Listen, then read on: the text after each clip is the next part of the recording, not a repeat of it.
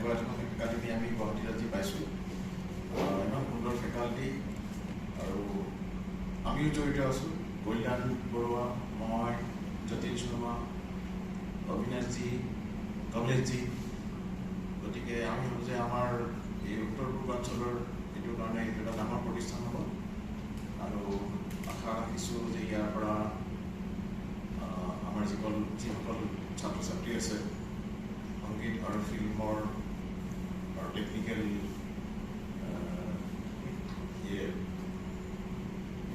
জ্ঞান আহৰণ কৰিবৰ কাৰণে এটা অতি সুন্দৰ প্ৰতিষ্ঠান হ'ব আৰু ইয়াৰ ছাত্ৰ ছাত্ৰীবোৰ অতিকৈ উপকৃত হ'ব বুলি আশা ৰাখিছোঁ। পাৰিটো পায়, গতিকে মই তেখেতসকলক পাৰ্চনেলি মই ধন্যবাদ জনাইছোঁ। নমস্কাৰ, মই কল্যাণ বৰুৱা।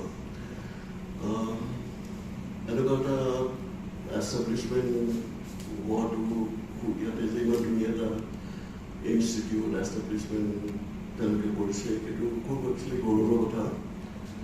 আৰু মই যোৱাবাৰ আগতে মই দেখি পেলাই মোৰ ইমান ভাল লাগিছে যে এই ইমান ফেচিলিটিখিনি ইমান ধুনীয়াকৈ তেওঁলোকে আয়োজন কৰিছে। এটা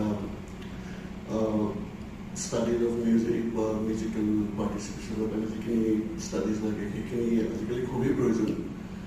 আৰু মই নিজে খুবেই ভেৰি প্ৰাউড কি মই এনেকুৱা এটা এছ'চিয়েশ্যনৰ লগত আমাৰ অসমৰ কাৰণে আমি পাৰ্টিচিপেট কৰিব পাৰিছোঁ বা অংশগ্ৰহণ কৰিব পাৰিছোঁ।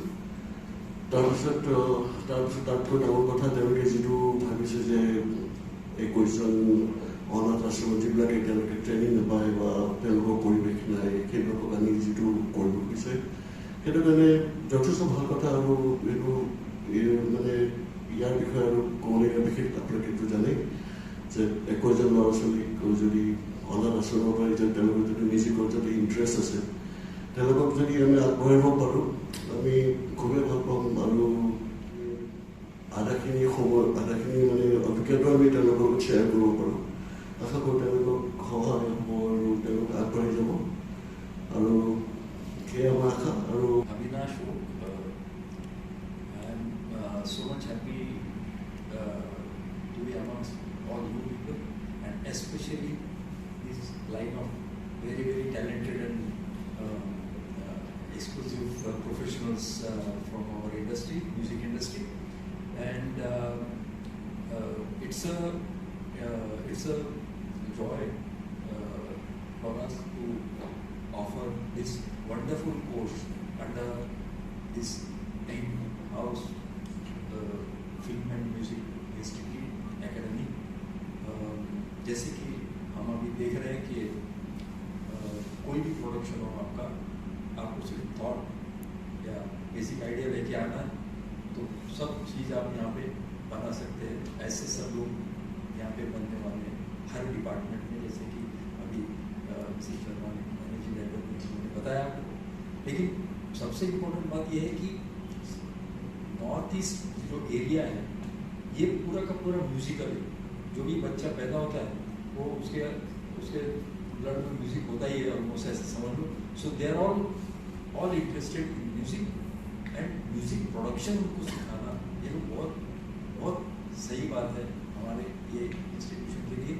और बहुत अच्छा आइडिया यहाँ पे आ गया है जो रिमाउंड्स ने सोचा है कि get involve professionals from say Mumbai industry or for that matter from any industry in the world, we'll be having what we call digital school, digital classroom, what we can say. So it is nothing like online and all that, because online is very tame, if you can say. Here there will be two studios running concurrently. There will be studio in Mumbai where say a person is teaching or he is doing something and telling the students what is his साथ जुड़ा हूँ। मैं vocal training करूँगा, मैं उस department का मैं बच्चों को हेल्प करूँगा, उनको गाना समझाऊँगा, उनको शब्द भाव प्रोनाउंसिएशन ताल ये सारी चीज़ें थोड़ा सा एडवांस में भी सिखाएंगे कि क्योंकि गाना तो सारेगामापा से ऊपर है। एंड मैं बहुत बहुत शुभकामनाएं देता हूँ नेताजी सुरेश जी, जिन्होंने ये एक्चुअली ड्रीम हाउस सही अर्थ में ये ड्रीम हाउस है, जहाँ हर तरह के सवाल, हर तरह की क्यूरियोसिटी, उसके जवाब मिलेंगे। यहाँ सब एक्सपर्ट हैं, जतिन, प्रभुदा, केविका, अविनाशी, हम सब उनके लिए मेहनत करेंगे, उनको मार्गदर्शन करेंगे, भगवान से प्रार्थना करेंगे कि वो अपनी लाइफ में सक्सेस उनको मिले। थैंक यू, धन्यवाद। মই জ্যোতি বৰুৱা, মই সুৰেশজী আৰু এই প্ৰজেক্টটো যেতিয়াৰ পৰা ষ্টাৰ্ট হৈছিল তেতিয়াৰ পৰাই জড়িত হৈ আছোঁ, মানে ষ্টুডিঅ' ডিজাইনিঙৰ পৰা ইকুইপমেণ্ট চিলেকশ্যনলৈকে। তেতিয়াৰ পৰা মই তেওঁলোকৰ লগত আচলতে এই আইডিয়াখিনি শ্বেয়াৰ কৰি আছিলোঁ যে ইয়াত তাৰমানে আমাৰ ইয়াত মেইন প্ৰব্লেম কি হয়, ফেকাল্টি বম্বেৰ পৰা আনি ইয়াত একমোডেট কৰি শিকোৱাৰ কাৰণে যিমানখিনি এক্সপেঞ্চিভ হৈ যায় আচলতে কথাটো, সেইখিনি কেনেকৈ ঘূৰিব পৰা যাব। কিন্তু ফেকাল্টিটো বম্বেৰ পৰা ইয়াত কোনেও থাকি লৈ মানে শিকাব নিবিচাৰে, ইমানখিনি হয়তো ইনভেষ্ট কৰিব নোৱাৰিব। গতিকে মই পাৰ্চনেলি আইডিয়া ল'লোঁ, অলপ টেষ্ট কৰি চালোঁ যে গোটেই বস্তুটো ডিজিটেল ক্লাছৰুম হিচাপে কৰি যাতে অনলাইন ক্লাছৰ লগত কনফিউজ নহয়। অনলাইন ক্লাছৰ মেইন প্ৰব্লেম হয় চাউণ্ড আৰু ভিজুৱেল লৈ।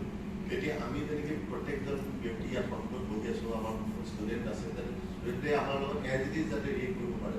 মোৰ ষ্টুডিঅ'ত বা মোৰ ক্লাছৰুমটোত যিটো চাউণ্ড প্ৰডিউচ কৰিম যাতে এজ ইট ইজ চাউণ্ডটো ইয়াত ষ্টুডিঅ'ত শুনিব পাৰে। মানে এনেকুৱা নহয় যাতে কোৱালিটি লছ হৈছে বা অলপ দেৰিকৈ আহিছে, কথা পাতিবলৈ অসুবিধা হৈছে, সেইখিনি হোৱা নহয়। তেওঁলোকে নৰ্মেল ক্লাছৰুম এটাতকৈ এডভান্স ৱেট স্বাগতম জনাইছোঁ। আজি আমাৰ মাজত কংগ্ৰেছ ছাৰ, অবিনাশ ছাৰ, কল্যাণদা, ধ্ৰুৱদা চবে আহিছে আৰু একেলগে মিলি পেলাই dream house music and film একাডেমীৰ লগত জড়িত হৈ পেলাই আমি এই অনুষ্ঠানটো আগবঢ়াম। আৰু আমি এনেকৈ ভাবিছোঁ যে আমাৰ ইয়াত বহুত টেলেণ্ট আছে, কাৰণ 21 ষ্টুডেণ্ট অৰ্ফেন হোমৰ পৰা আনি পেলাই সিহঁতক শিকাম, কিয় সিহঁতৰ ভিতৰত 30% টেলেণ্ট হ'ব লাগিব যে আমি সিহঁতক শিকাব পাৰিম। যদি কোনোবাই ছিংগিঙত আছে, আমি সিহঁতক ছিংগিঙত শিকাবলৈ পূৰা চেষ্টা কৰিম। আৰু আমাৰ ছাৰহঁতে আছে শিকাবলৈ কাৰণে সিহঁতক।